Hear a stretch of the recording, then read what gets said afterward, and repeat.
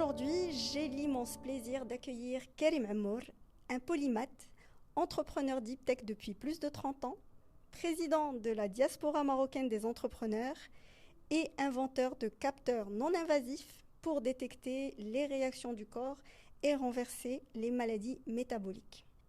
Karim Ammour a aussi écrit 2 livres, 2 romans, dont le dernier s'appelle Renaissance Now et qu'on va beaucoup discuter aujourd'hui, qui va nous projeter dans l'être humain dans les 10 prochaines années. Karim Ammour, bonjour. Bonjour, vous avez fait une présentation super engageante, ça me met beaucoup de pression. Écoutez, en tout cas, moi je peux dire à toutes les personnes qui nous écoutent que en 1 heure ou un peu moins, un peu plus, je suis sûre qu'on ne pourra pas explorer tout ce que vous avez et tout ce que vous pouvez nous apporter. Et je vous en remercie infiniment. En tout cas, merci d'avoir accepté mon invitation. C'est vraiment un honneur de vous parler aujourd'hui. Alors, on va aller directement plonger dans votre extraordinaire ouvrage et dans cette perspective dont vous m'avez parlé en aparté de qu'est-ce que va devenir l'être humain dans 10 ans. Bien entendu, avec tous ces développements technologiques. Donc, vous êtes un homme de technologie et à travers ça, vous essayez de servir l'humain. Donc, Oui, merci de le préciser parce que c'est vrai que quand vous écrivez un livre, c'est que vous voulez déflorer des choses que vous avez en vous. Et c'est exactement ce que j'ai essayé de faire dans les 2 cas. Le premier livre a été écrit avec Si Mohamed El Menjra, que je salue au passage, qui est un de mes meilleurs amis, un ami de très longue date avec lequel on a fait ensemble de l'auto-apprentissage l'un de l'autre. Et je dois avouer que je suis peut-être gagnant en ce qui concerne cette amitié parce que c'est un homme qui a une vision de la vie qui est très particulière et qui m'a aussi beaucoup apporté. Maintenant, ce livre, je l'écris pour exorciser des choses que je vivais. Et qu'est-ce que c'était cet exorcisme? C'était le fait que depuis quelques années, j'ai décidé de me replonger dans la deep tech d'une manière très avancée. Et donc, nous travaillons sur des technologies comme l'IA avancée, ce qu'on appelle l'IA forte, qui est en tout cas l'utilisation de data, et puis la compréhension du monde autour de ces data.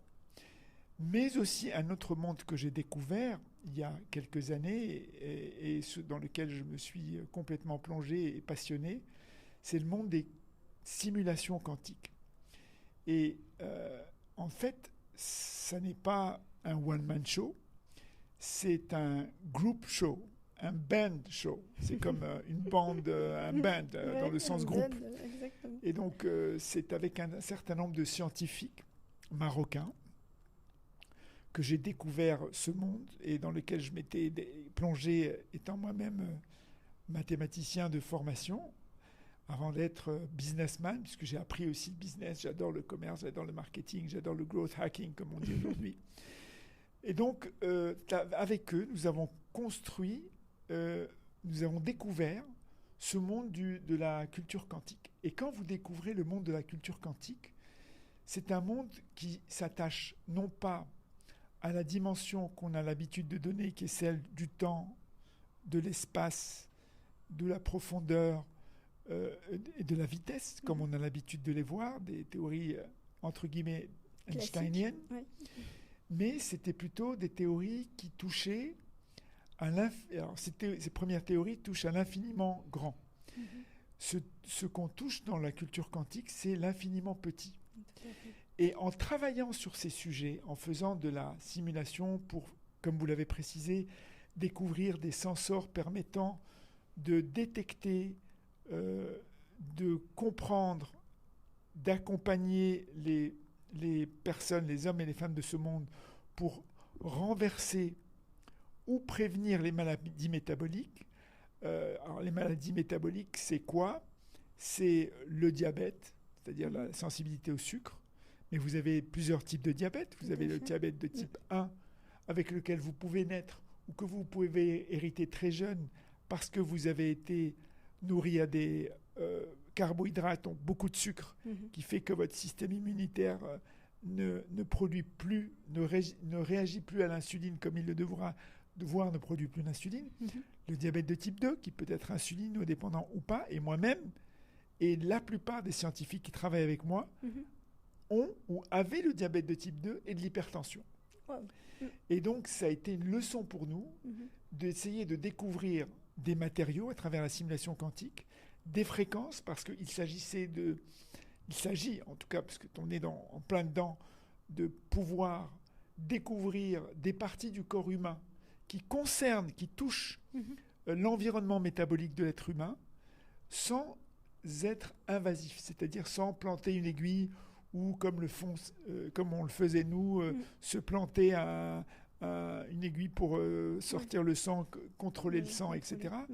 Mais calculer aussi d'autres choses. On travaille également sur ce qui constitue l'année dernière, par exemple, le cancer a été déterminé comme une maladie métabolique.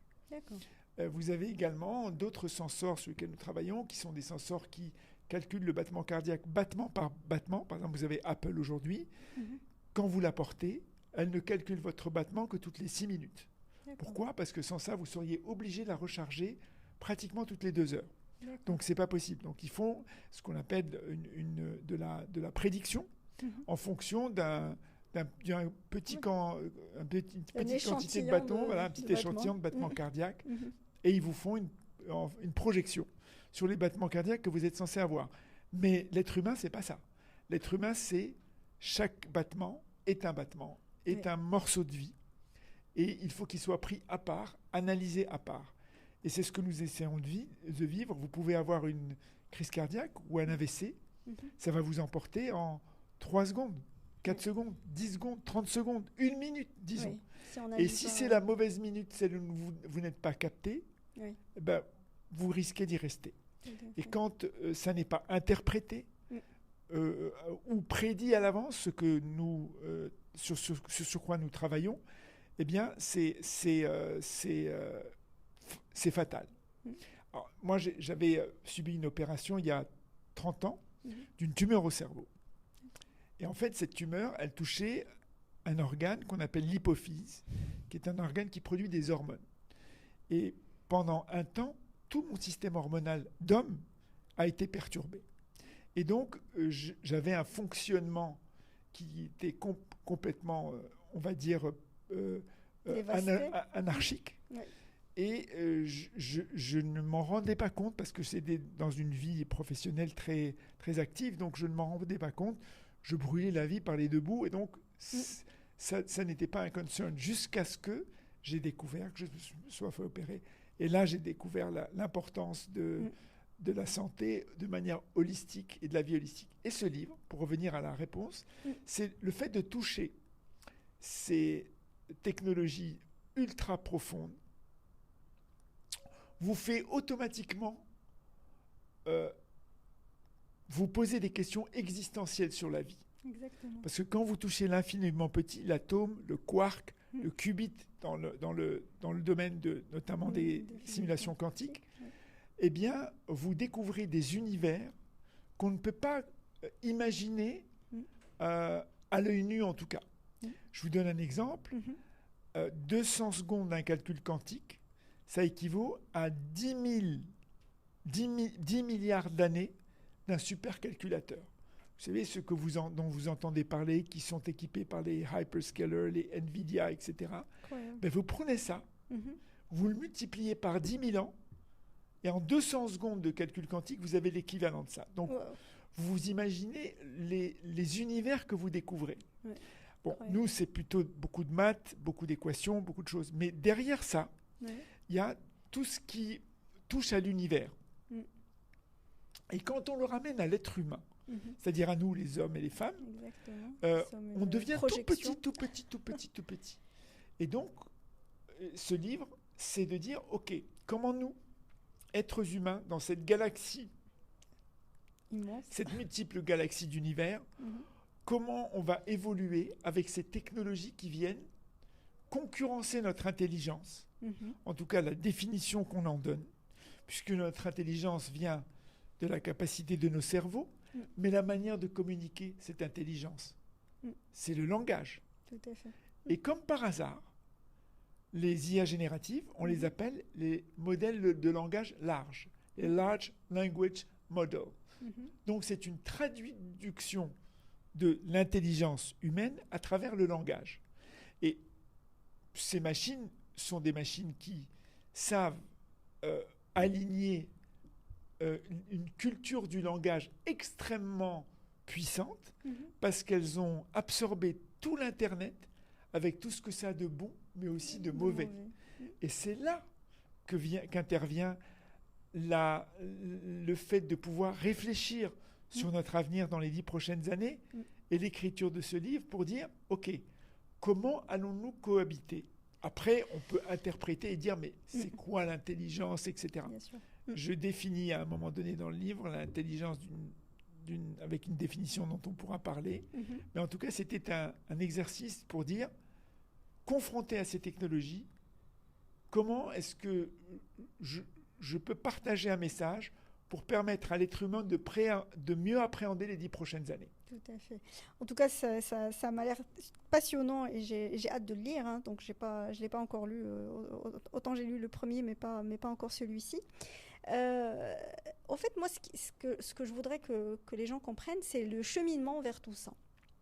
Donc, bien entendu, il y a toute une histoire de Karim Amour qu'on peut découvrir dans d'autres podcasts. Mais moi, ce que je voudrais faire ressortir aujourd'hui, c'est les déclics. Les déclics qui ont fait qu'une personne, comme vous me l'avez dit tout à l'heure avant le début de l'enregistrement, qui s'intéresse à beaucoup de choses, comment elle en est arrivée à se soucier justement de l'avenir de l'humanité, de cet aspect santé de l'être humain. Vous êtes un grand entrepreneur, vous êtes un businessman et vous avez touché de près de tous ces mondes capitalistiques, on va dire. Donc ce recentrage vers cette valeur humaine qui vous a certainement toujours animé, mais qui aujourd'hui s'incarne beaucoup plus parce que vous êtes en train d'essayer justement de sauver l'humanité à votre niveau. Qu'est-ce qui a fait que vous en êtes arrivé là ? Ce serait présomptueux de dire que je vais sauver l'humanité, mais disons que chacun fait sa part. Contribuer, voilà. exactement. Chacun fait sa petite part et je souhaite que chacun puisse la part.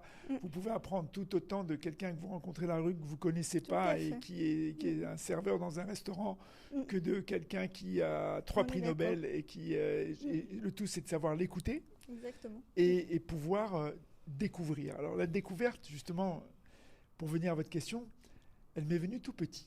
Moi, tout petit, j'étais quelqu'un qui cherchait qui avait une curiosité sans fin. D'abord, je tarabustais mes parents à leur poser un tas de questions tout le temps. J'ai un frère qui est comme ça. Et je me posais aussi beaucoup de questions moi-même, qui étaient plutôt des questions assez concrètes plutôt qu'existentielles, j'avoue. Honnêtement, je n'étais pas un super fan un super monk, on va dire, ou quelqu'un qui était très introverti. J'étais toujours très ouvert, insouciant, tout ce que vous pouvez imaginer qu'un gamin peut être quand en réalité, et Dieu merci, étant issu d'une famille aisée, d'insouciant parce qu'il ne voit pas beaucoup de choses que d'autres vivent.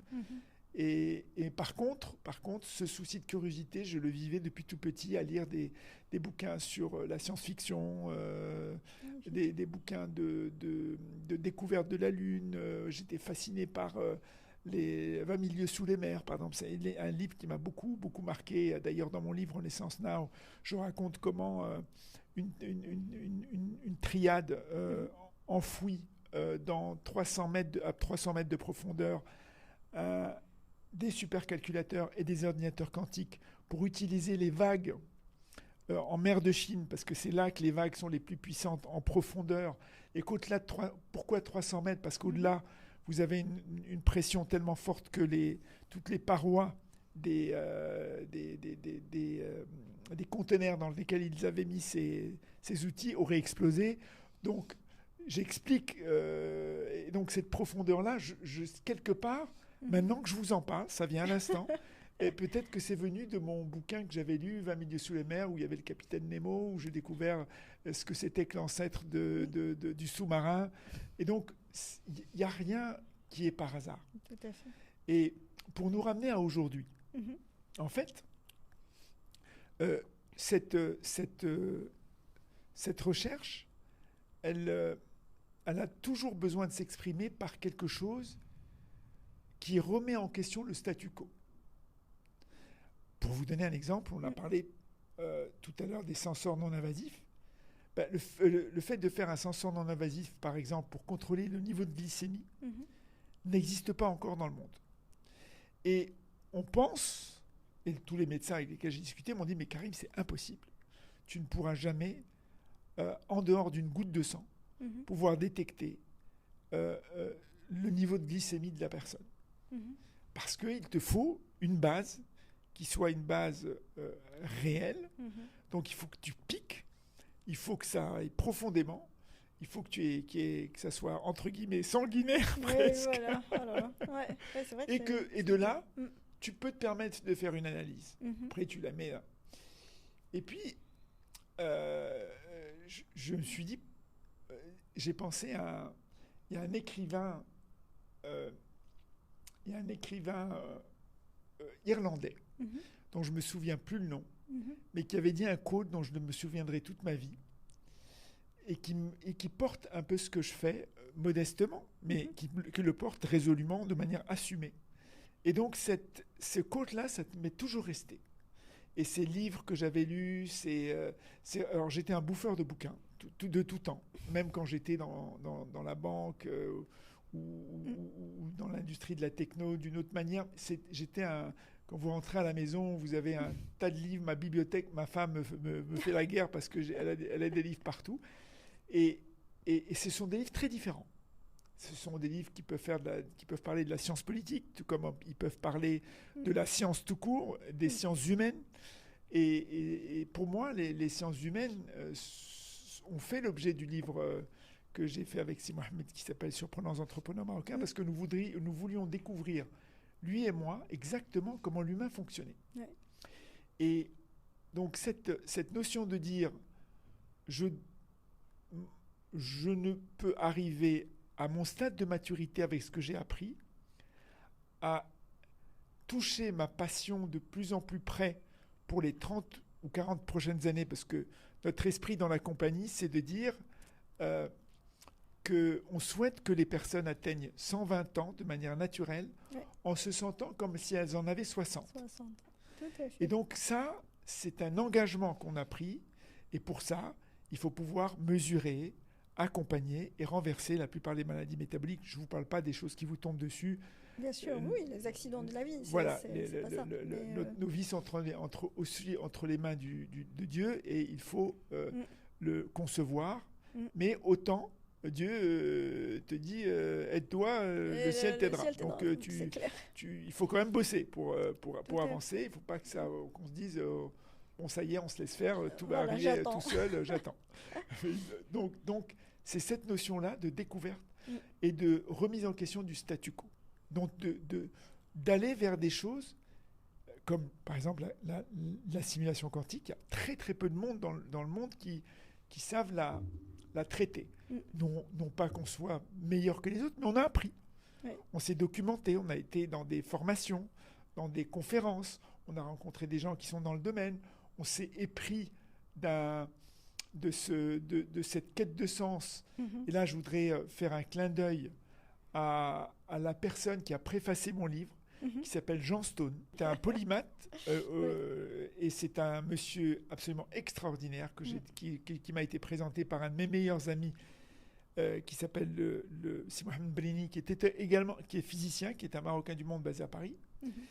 Et donc, entre ce que je découvre moi-même, ce que j'apprends avec mon co-founder qui s'appelle Abslam Jagjoud et son frère qui s'appelle également Hicham et qui sont également dans leur genre des gens très chercheurs, profondément, d'autres chercheurs qui sont avec nous également. Je ne peux pas nommer tout le monde, mais ce sont des gens qui s'intéressent à beaucoup de choses d'une manière très humble, mais très profonde.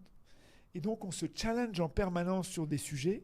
On peut être autour d'une halela et déguster la halela et déguster de l'ingrédient de la halela. Il y a toujours un d'entre nous qui va nous raconter l'histoire d'un des Khulafa Rashidoun, comment il a découvert un truc qu'il a mis dans la halela et qui existe aujourd'hui. Vous voyez, ce genre de choses. Donc, on fait des paraboles, pas tout seul, avec les gens avec lesquels on cohabite.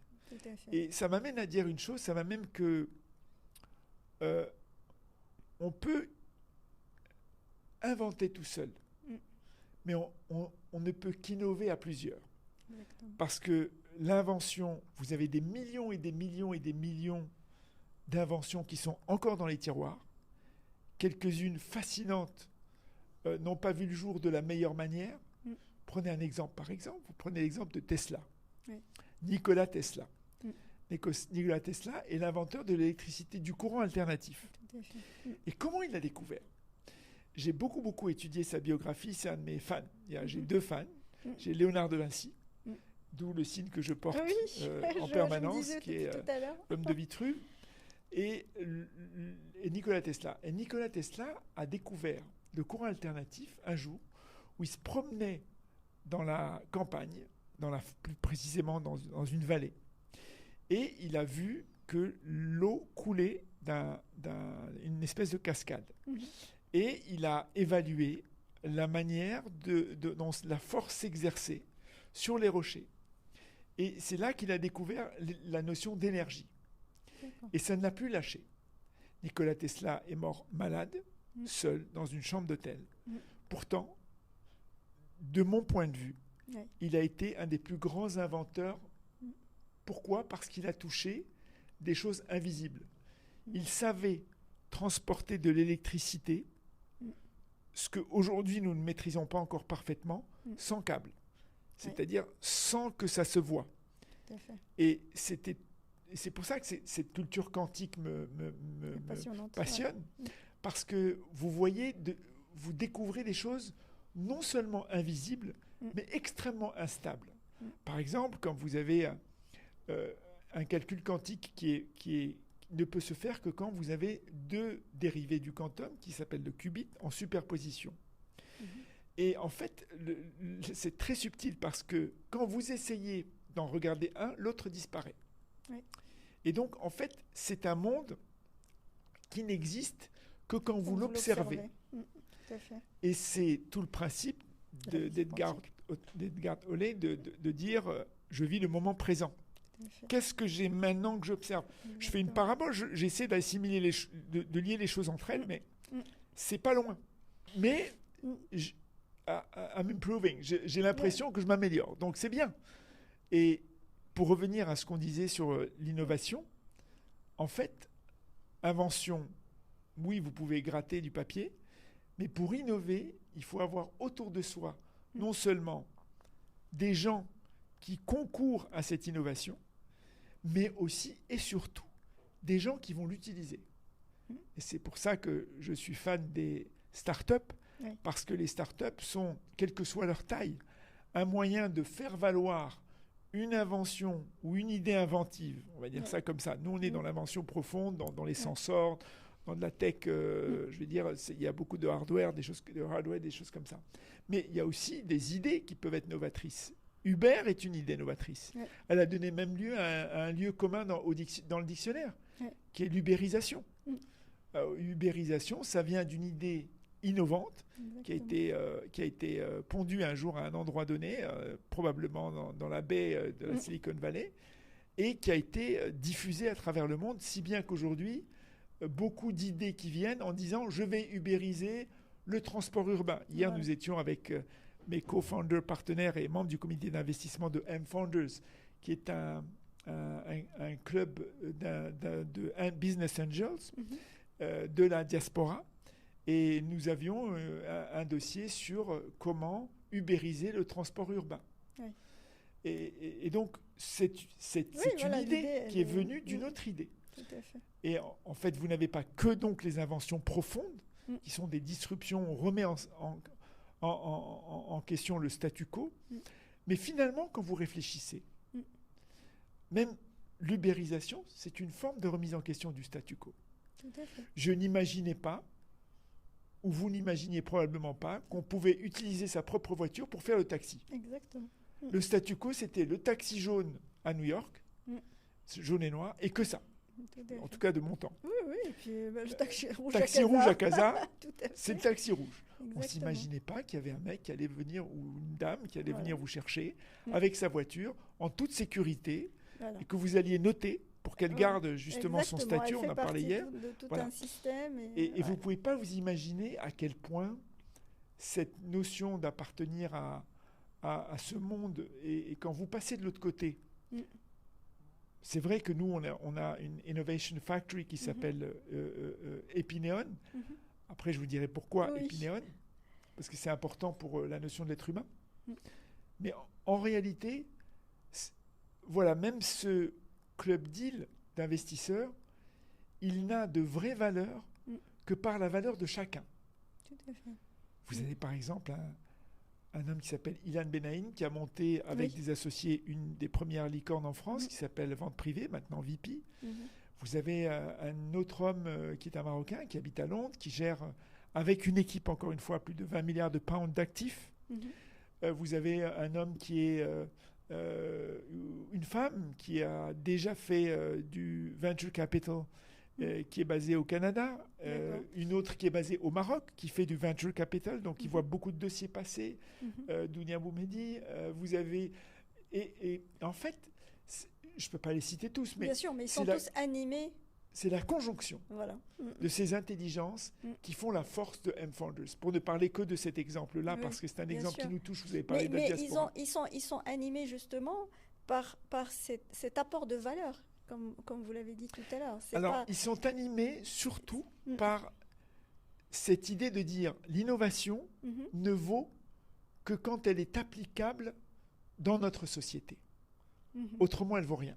Tout à fait. Et elle se traduit par ce qu'on appelle dans notre langage d'investisseur le Total Addressable Market, le marché adressable total, des notions comme quel est le taux de rétention du client, comment est-ce que vous, je veux dire, d'un user, d'ailleurs on n'appelle pas ça un client, on appelle un user, un utilisateur, donc on est passé de la notion du client, qui est une notion un peu lointaine de la personne, à une notion d'utilisateur qui est beaucoup plus respectable.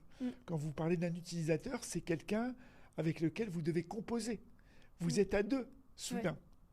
Vous, créateur de la solution, et lui, utilisateur. Sans lui, vous n'êtes rien.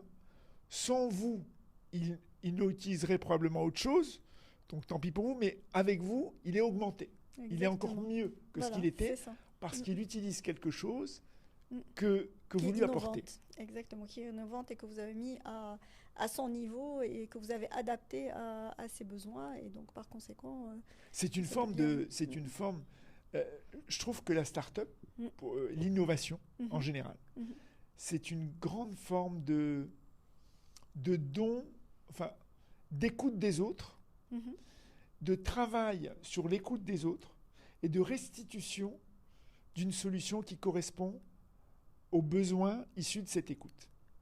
Donc c'est une forme de générosité. Exactement. En réalité, quand vous regardez les start-upers qui se cassent la tête, moi le premier conseil que je leur donne, tombez amoureux du problème qu'ont les autres.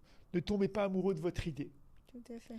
Et soyez dans cet élan de générosité d'essayer de comprendre l'autre, de disséquer même ses besoins, ses attentes, et ensuite d'en faire quelque chose qui pourrait lui servir à lui et puis servir finalement le plus grand nombre de personnes.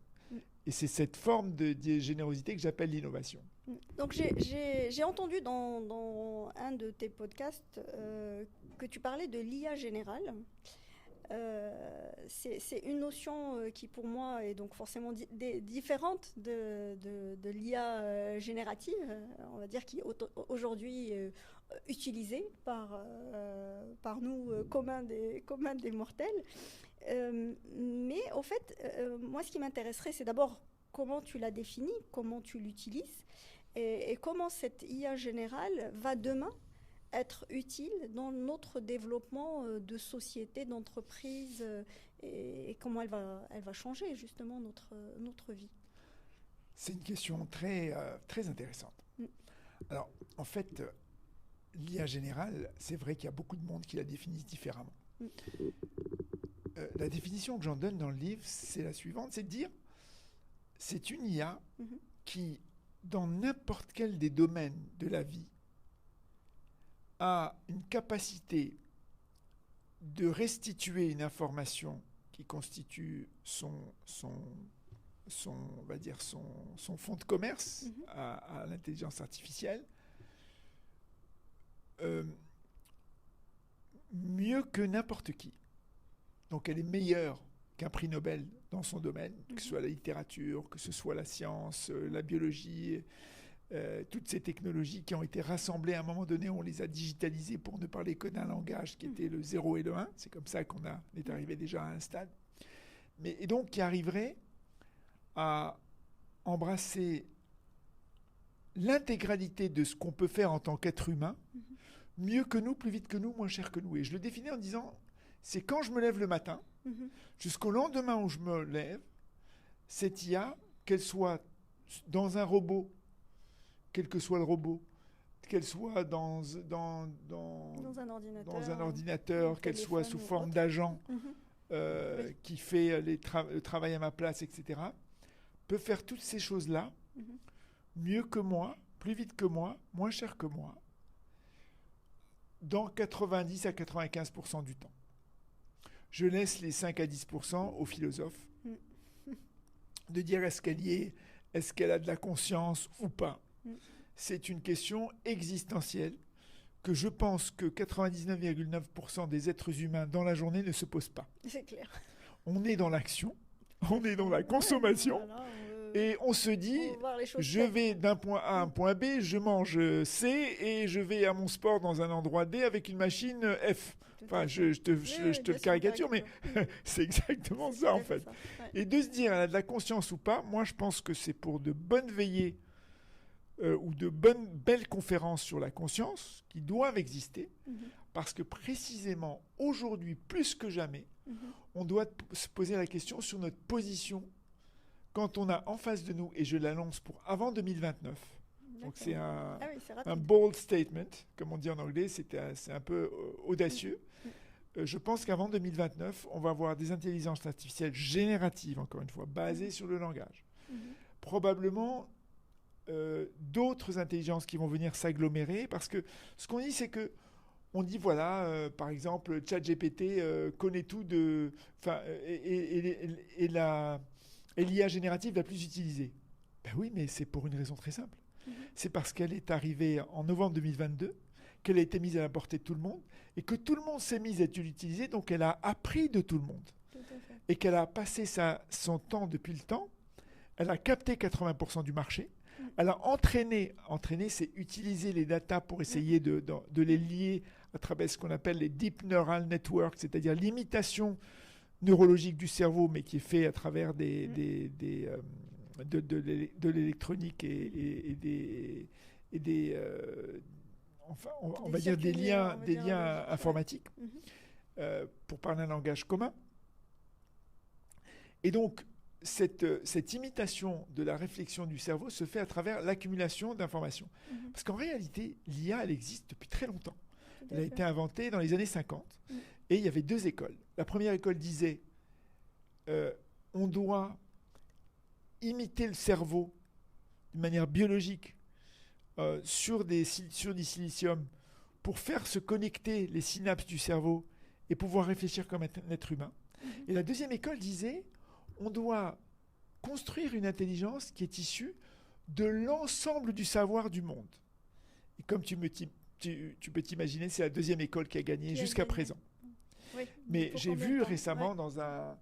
dans un salon à Barcelone en mars dernier, j'ai vu un cerveau humain, Mhm. euh, euh, donc des synapses, conditionnées, connectées à on va dire à une informatique et une Mhm. électronique, Mhm. qui permettaient d'actionner des synapses et de réfléchir. Et donc, on est quand même dans des recherches Mhm. qui concernent la première école. Et je ne serais pas étonné Oui, que très vite, on arrive à trouver des formes d'intelligence basées sur le cerveau humain. tout à fait. Et alors, on m'a souvent posé la question en disant, mais toi, comment tu penses qu'on pourra cohabiter avec cette intelligence qui fait tout mieux que toi? Qu'est-ce qu'on va devenir? Exactement. C'est l'objet du Qu'est-ce livre. qui nous reste? Qu'est-ce qui nous reste? Eh bien, il nous reste précisément ce qu'on a de plus précieux et qu'on a perdu. Exactement. Et c'est la leçon du livre. Mm. Il nous reste notre extrême humanité, Mm. c'est-à-dire ce qui fait de nous une espèce à part entière, Mm. qui ne se compare pas à l'espèce en silicium, mais qui doit cohabiter avec elle parce qu'elle t'apporte plus. Mm. Donc mon kiff à moi Mhm. et ma solution à moi, enfin à moi c'est très présomptueux, mais c'est-à-dire la solution à laquelle je pense, c'est qu'il va y avoir une fusion Mm. entre l'intelligence du silicium et l'intelligence humaine. Cette intelligence va augmenter l'être humain. La chose qu'il restera à résoudre, Mhm. c'est la bande passante. C'est-à-dire que toi, quand tu réfléchis, ou moi, quand je réfléchis aujourd'hui, Mhm. nos synapses s'activent. Ouais. Et donc, on a des pensées qui nous viennent de notre passé, Mm. Un jour, dans mon premier livre, on a un chapitre sur l'intuition. Ouais. Et tu en as parlé hors Ouais. antenne tout à l'heure. Et un journaliste m'a posé la question en disant, mais ce chapitre sur l'intuition, est-ce que vous pouvez nous définir en quelques mots ce que c'est que l'intuition? Ouais. Et je lui ai répondu que l'intuition, c'était la mobilisation en une fraction de seconde de toute votre expérience de vie, depuis que vous êtes dans le ventre de votre maman, depuis en passant par votre premier biberon, votre première claque avec Mhm. votre petite amie parce que vous êtes allé là où il fallait pas aller, votre première dispute ou votre première expérience amoureuse, votre première découverte du langage, de marché, du livre, jusqu'à Ouais. aujourd'hui. Mhm. Toute cette mobilisation d'expérience au service d'une décision. C'est ça l'intuition, selon moi. Ça ne vient pas de n'importe où. Ça vient de votre expérience de vie perso. Celle que D'accord. vous avez vécue, qui Ouais. accumulée, Mhm. permet aux synapses, et notamment à la partie inconsciente de votre cerveau, celle qui représente pratiquement 95% de votre Mhm. intelligence, c'est celle que vous avez dans votre inconscience, Mm. c'est un conscious competence, cette compétence inconsciente, et qui fait qu'aujourd'hui, vous prenez une décision. Vous ne savez pas Ouais. pourquoi, mais c'est comme ça. Il y avait un excellent bouquin qui s'appelait, qui a été écrit par un ancien journaliste du Washington Post, je crois, ou du New York Times, un des deux journaux, Mhm. et qui est devenu écrivain et qui a écrit un bouquin qui s'appelle Blink. Blink, c'est intuition D'accord. en Mhm. anglais. Et ce bouquin, il démarre de la manière suivante. Il raconte l'histoire d'un conservateur au musée Paul Getty en Californie Mhm. qui achète une statue Inca. Et c'est une petite statuette en bois qu'il achète et qui appartient, qui lui a été vendue par un Égyptien. Et puis il s'en méfie beaucoup de cet Égyptien, puisqu'il a l'air un peu louche. Et donc il fait faire des études au carbone 14 de l'origine de cette statuette. Et finalement, à coup d'avocats, de contrats et d'études scientifiques sur l'âge de cette statuette, il finit par signer et acheter cette petite statuette qui faisait 20 cm de haut, mais qui coûtait quand même 20 millions de dollars. Donc c'était quand même Oui. pas n'importe quoi à Bel l'époque, il y a investissement. quelques années. Mhm. Et un jour, il invite une anthropologue spécialiste de la culture inca, Mhm. une jeune femme de 35 ans, hyper pointue dans le domaine. Et J'attends donc, la chute. ils lui font une haie d'honneur à l'arrivée du musée Paul Getty. Elle arrive, et elle arrive de son taxi. Elle se dit, mais qu'est-ce qui se passe? Je ne suis pas le président, il doit y avoir un président derrière moi, c'est quelque chose. Et puis, donc, ils lui font les honneurs, et ils l'amènent immédiatement voir cette salle où il y a cette statue Inca, qui est sous cloche. Ils éteignent les alarmes, parce que là, il y avait assez de gardes pour pouvoir surveiller le tout.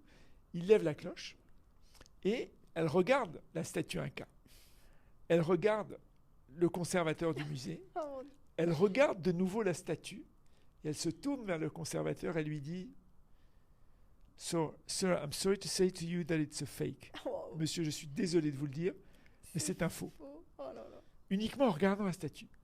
Et lui dit, alors, imaginez le cerveau du gars, il a complètement fondu. Et il lui dit, How do you know it's a fake? Comment vous savez que c'est un faux? Elle lui répond, elle lui dit, I don't know, but I know. Yeah. Je ne sais pas, mais je sais. Ouais. Et en fait, c'est comme ça que débute le bouquin, qui Magnifique. parle de l'intuition. Et en fait, ce sont des choses que tu ne peux pas expliquer, mais qui viennent de ton expérience de vie, et qui te fait dire qu'à un moment donné, peut-être, tu as vu qu'il y avait un truc dans la statue qui ne collait pas, des dots que tu avais, toi, intégrés depuis que tu es gamine ou que tu as étudié cette science, et qui te frappent le cerveau, et qui viennent te dire, attention, il y a un truc. L'IA générative, c'est ça qu'elle fait. Ouais. Elle te ramène des milliards et des milliards et des milliards d'informations. Mais quand elle te restitue cette information, elle te la restitue d'une manière logique, parce qu'elle calcule le mot qui vient après, ou la phrase qui vient après, ou le paragraphe. C'est logique en plus. Parce C'est, qu'elle s'adapte à la personne qui voilà. la prompte. Donc, absolument. Elle s'adapte à toi.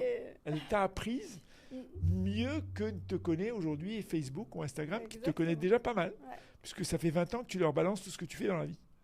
Donc, on est tout autant fliqué par ChatGPT, pour ne prendre qu'on est fliqué par Facebook ou Instagram depuis des années. Encore plus par WhatsApp, parce qu'on raconte tout. Et de toute façon, ton téléphone, il t'écoute, il t'enregistre. Et quand tu parles de la Grèce, en arrivant chez toi, t'as paf, un voyage en Grèce qui déboule de ton téléphone. Donc ne nous voilons pas la face. On est face à un monde qui a été construit par des IA, mais différemment de l'IA générative, qu'on ne voyait pas, et qu'aujourd'hui on voit. Mais le danger, c'est quoi? C'est que d'abord, ces IA hallucinent. Donc quand tu veux les utiliser pour de la science, très compliqué.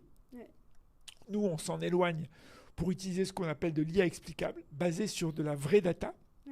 Par exemple, on fait du diagnostic nutritionnel. Le diagnostic nutritionnel, pour essayer de guérir les maladies métaboliques à travers la nutrition, elle se fait pas.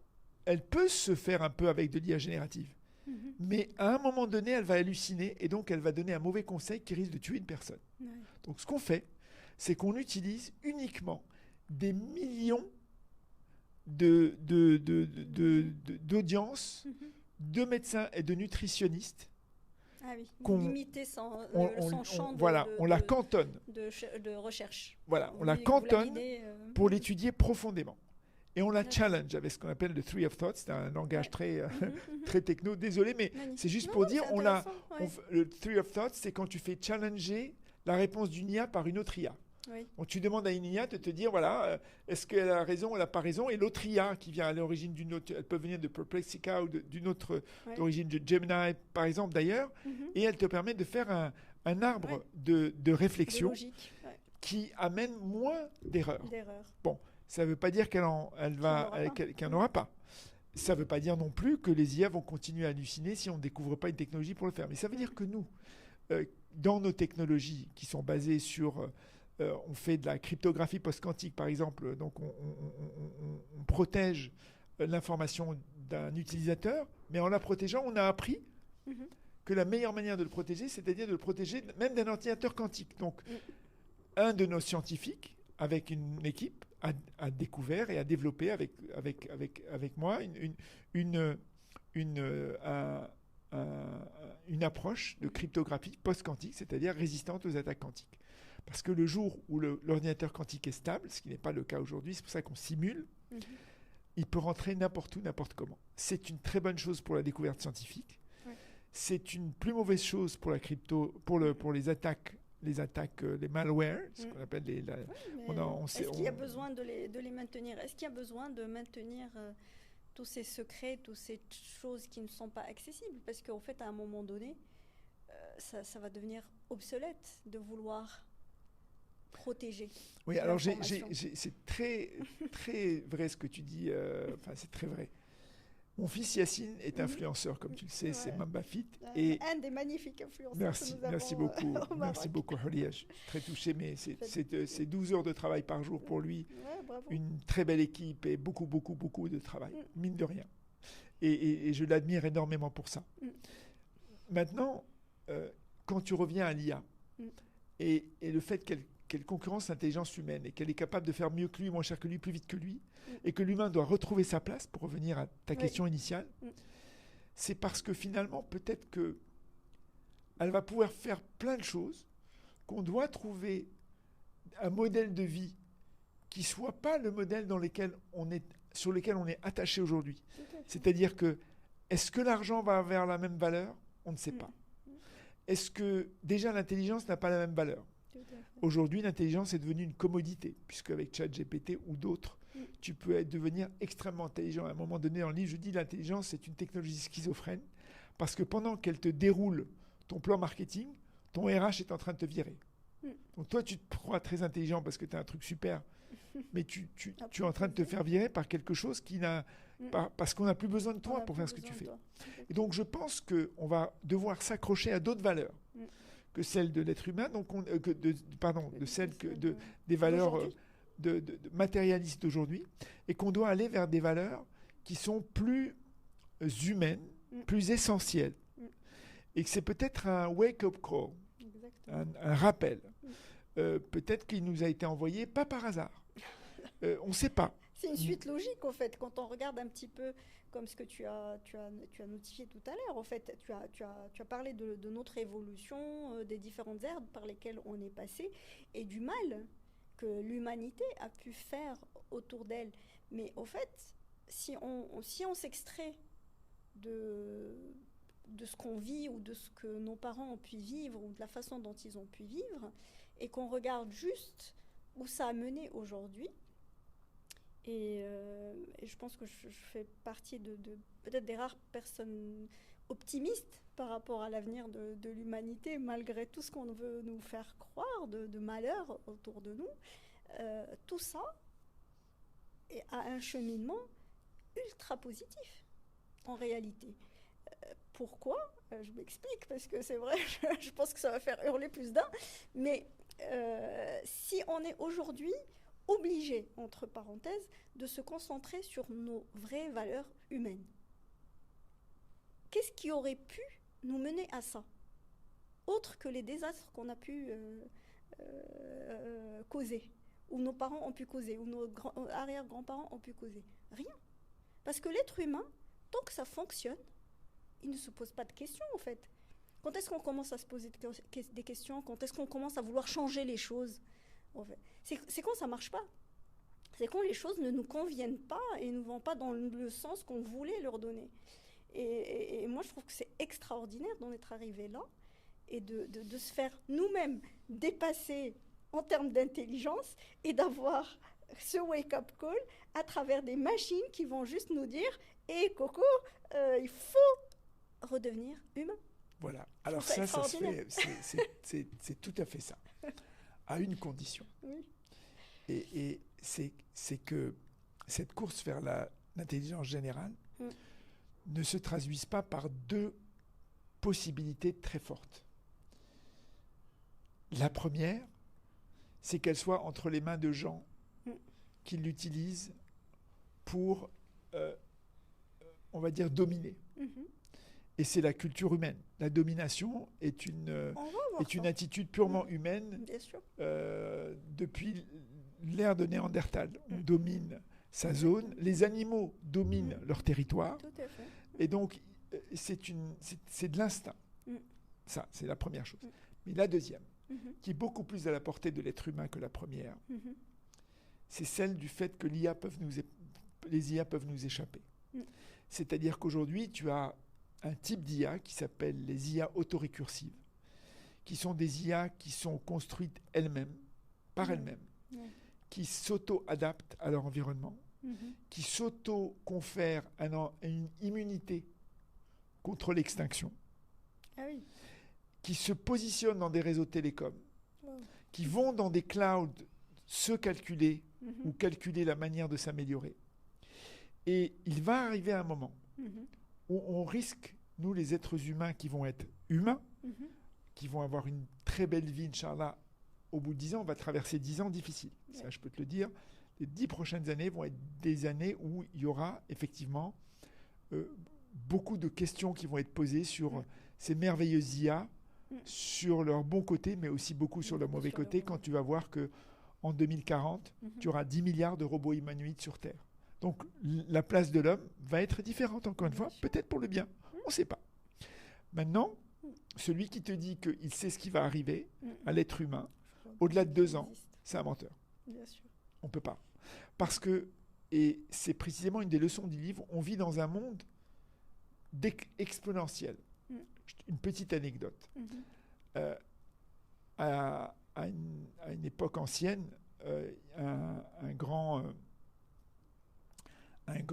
roi a appelé ses sujets ministres pour leur demander de lui développer un jeu qui pourrait occuper son peuple et qui serait un jeu d'intelligence.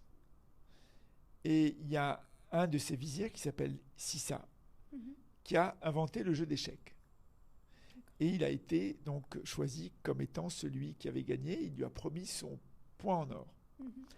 Et quand le roi lui a dit « Mais que veux-tu » Il lui a dit « Écoutez, moi je ne veux pas mon point en or, mais je veux que sur cet échiquier que je vous ai présenté, sur chaque une des cases, vous me mettez une once d'or, mais dans la case suivante, vous me mettez le double. Et comme ça, vous me remplissez tout l'échiquier. » Évidemment, le roi était très content parce qu'il se disait ça ne va pas me coûter le poids de ce malheureux Sissa et ça va se faire très rapidement. Il appelle son ministre des Finances et lui demande de faire le calcul du nombre d'onces d'or qu'il y aurait donc, sur l'échiquier. Il lui laisse la mission au bout d'une semaine. Le ministre n'arrive pas. Il l'appelle. Il dit mais je t'ai donné une instruction. Combien d'onces d'or devons-nous donner à Sissa ? Il lui dit, sire, je n'ai pas encore terminé de calculer. Il lui dit, tu en as pour combien de temps ? Il dit, sire, je ne sais pas, peut-être encore 3-4 jours. Il dit, ok, dans 3-4 jours, tu reviens me voir avec le résultat.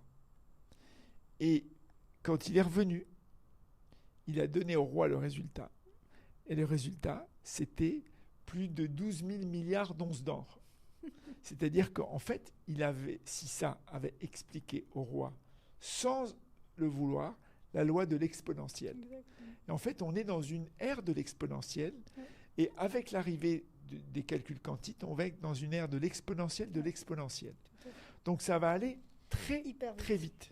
Et tout va aller très vite. C'est-à-dire qu'on va être dans un monde où nous, êtres humains, on va se trouver dans un environnement d'incertitude parce qu'on ne sait pas ce que demain va être avec tous les événements qui vont avoir une vitesse de propagation énorme.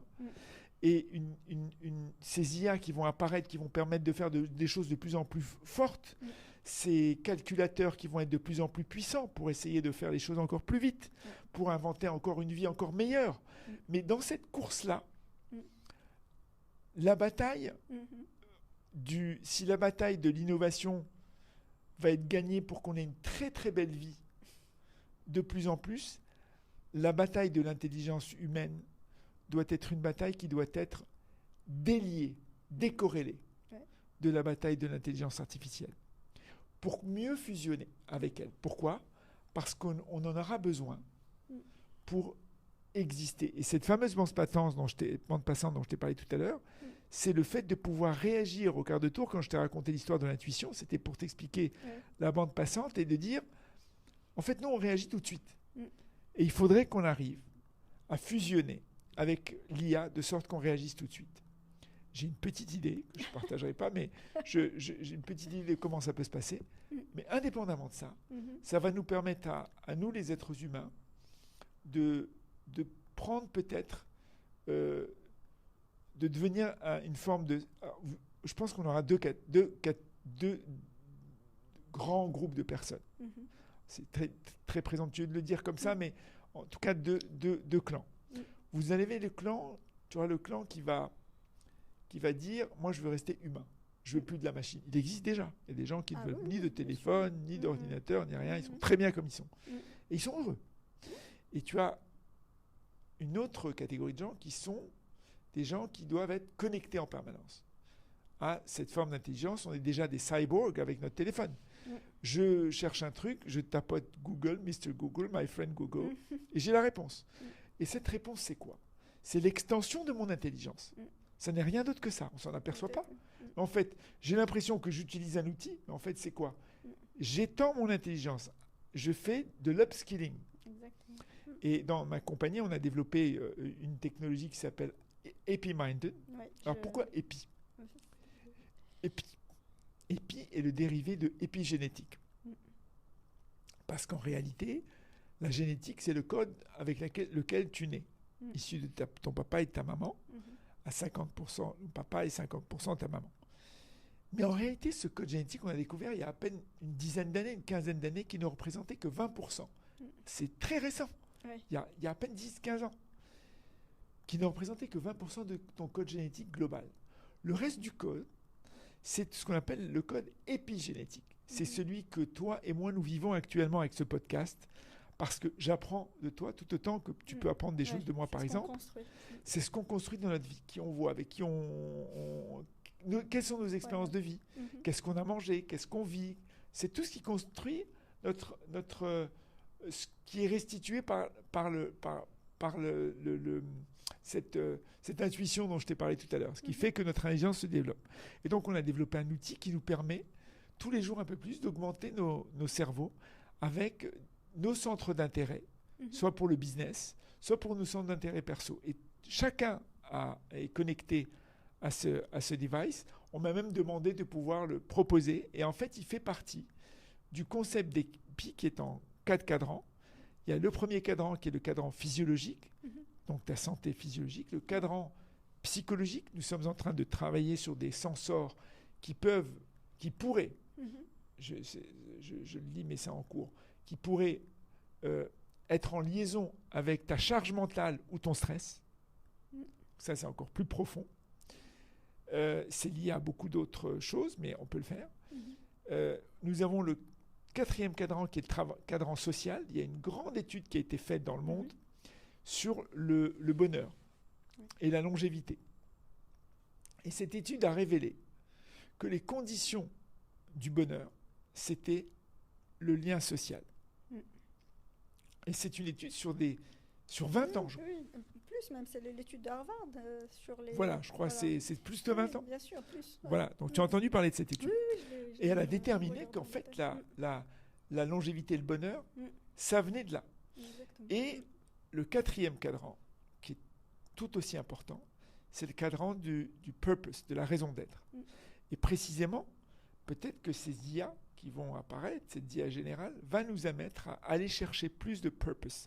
C'est pour ça qu'on l'a mis dans le 4e cadran, parce qu'on a considéré que quand on veut imiter la vie des centenarians, les gens qui ont au-delà de 100 ans. Je t'expliquais qu'on voulait amener les gens à plus de 120 ans en évitant les maladies métaboliques.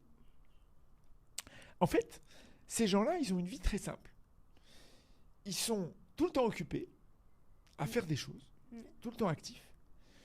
Ils mangent un peu de tout, mais surtout, ils ont une vie sociale très développée. Et c'est ce qui fait des êtres qui sourient en permanence. Et qui sont toujours dans la découverte. C'est dans le curieux. Et on a 12 poches dans le monde qu'on appelle les blue zones. Alors ici, chez nous, on appelle ça zone blue. Pourquoi? Parce que c'est avant 100 ans. Donc on essaie de faire en sorte qu'avant 100 ans, on apprenne à devenir un blue zone. Une blue zone person. Exactement. Donc tu démarres par zone blue et puis hop, quand tu dépasses le cadre des 100 ans, tu deviens... Mais à 120 ans, on souhaite que les gens aient une activité cognitive très épanouie, une capacité à raisonner en tant qu'humain ou avec l'aide de l'IA, peu importe comment, très épanouie. Donc on ne rejette pas ce qui est en train d'arriver, mais on dit on doit s'en servir pour permettre à l'homme d'être augmenté, mais aussi de vivre mieux et d'avoir un esprit. Moi, je suis convaincu que on aura de plus en plus d'entrepreneurs ou de micro-entrepreneurs dans le monde. Pourquoi? Parce que les IA génératives te permettent de faire une petite solution. Tout à l'heure, tu l'as dit hors micro. Tu as dit, on va avoir de plus en plus de solutions qui vont être de plus en plus obsolètes plus vite. C'est vrai. Parce que l'une va bousculer l'autre. Donc il faut qu'on réfléchisse également à l'obsolescence des modèles. Pas seulement l'obsolescence des solutions ou l'obsolescence de ta montre ou l'obsolescence de ton téléphone. Mais l'obsolescence également des solutions qui sont proposées. C'est la raison pour laquelle les startups doivent se remettre en question régulièrement, faire ce qu'on appelle leur product market fit, leur rapport produit-marché, c'est-à-dire besoin de user, de l'utilisateur. Et donc, nous-mêmes en tant qu'êtres humains, on va avoir besoin précisément de nous redéfinir en permanence face à un monde où on aura des robots humanoïdes, de l'IA qui est 1000 fois plus intelligente, 100 000 fois plus intelligente que nous, des espèces d'imprimantes à la Star Trek dans lesquelles, par le jeu de la nanotechnologie, on va pouvoir fabriquer n'importe quel objet à un prix dérisoire. Donc, je le dis à un moment donné dans le livre, je dis l'IA est une technologie déflationniste. Elle va mettre tout au prix d'un ticket de bus. Donc, elle va mettre le monde dans les 10 prochaines années d'une manière différenciée par rapport au pays. Elle va le mettre... Aujourd'hui, on dit oui, les prix augmentent, c'est vrai. Mais on va avoir une courbe de Gauss. Elles vont redescendre. Et on va voir que cette technologie va apporter énormément de choses à des prix qu'on n'aurait jamais pu imaginer. C'est ça qui fait qu'en fait... Oui, voilà. Et c'est ce qui fait qu'on va consommer différemment. Je pense qu'on va consommer mieux parce qu'on saura produire mieux. Et on pourra produire des choses qu'on ne connaît pas encore, qui auront le même goût que ce qu'on aime. Par exemple, aujourd'hui, tu découvres des sucres, comme par exemple la stevia, qui vient de la nature. Simplement, nous, on a l'habitude du goût du sucre originel depuis qu'on est né. Le sucre, ou le goût, c'est une mémoire qui vient de ton cerveau. Et donc, ton cerveau reconnaît une mémoire, ce qui fait que quand tu lui donnes aujourd'hui du sucre, il aime. Quand tu lui donnes de la stevia, il aime moins parce que ce n'est pas le même goût, mais c'est tout aussi sucré, sinon plus. Et le sucre est notre ennemi à nous dans EPI. Pourquoi ? Parce que c'est une denrée qui est addictive. Par exemple, il y a eu une expérience qui a été faite au CNRS par un chercheur qui a mis d'un côté, je ne sais pas si tu connais cette expérience, un rat de laboratoire, qui l'a mis et qui l'a sevré à la cocaïne. Et il lui a ensuite mis de l'autre côté un récipient d'eau sucrée. Et le rat s'est éloigné de la cocaïne. Mais il n'a pas réussi à s'éloigner. Et il n'a pas réussi à s'éloigner de l'eau sucrée qu'il allait constamment retrouver.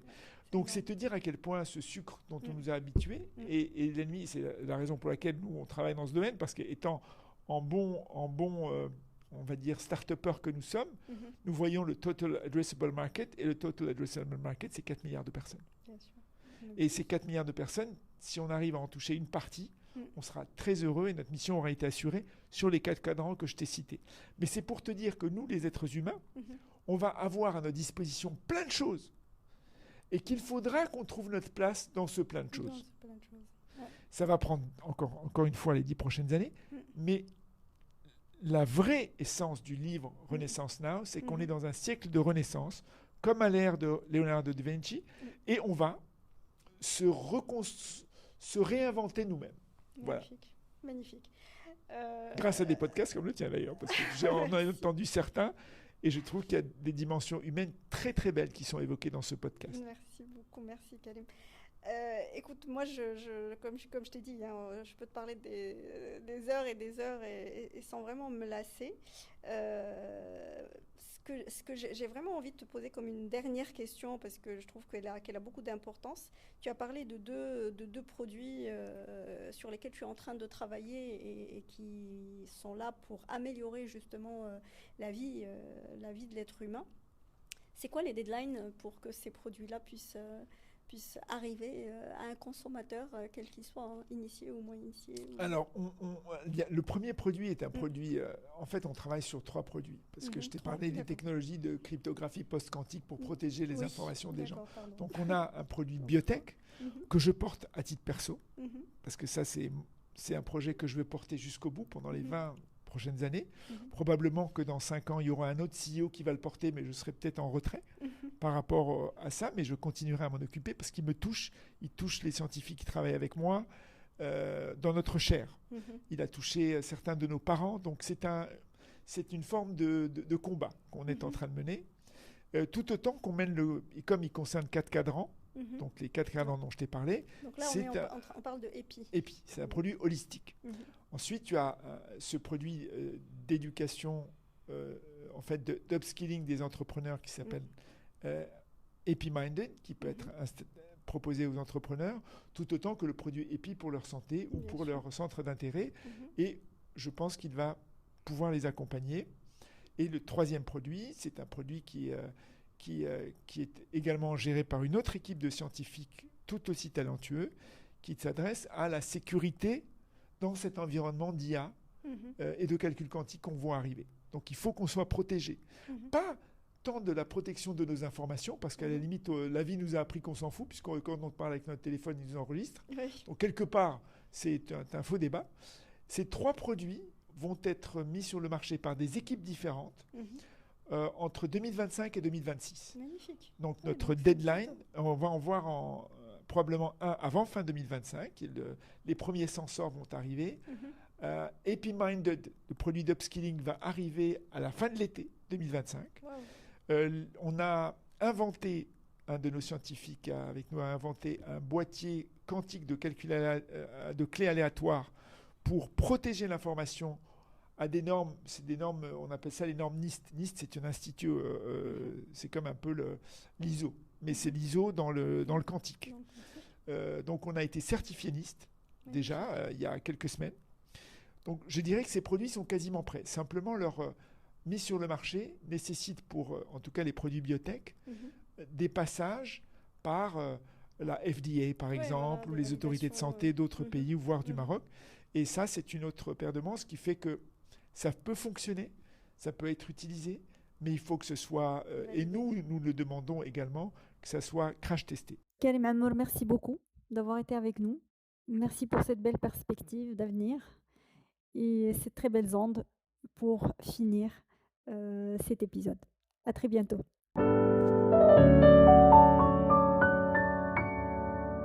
Vous venez d'écouter un nouvel épisode de CEO Enlightenment.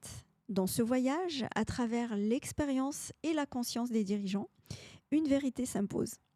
Le leadership éclairé ne se mesure pas seulement en résultats, mais en alignement avec soi, avec les autres et avec le monde.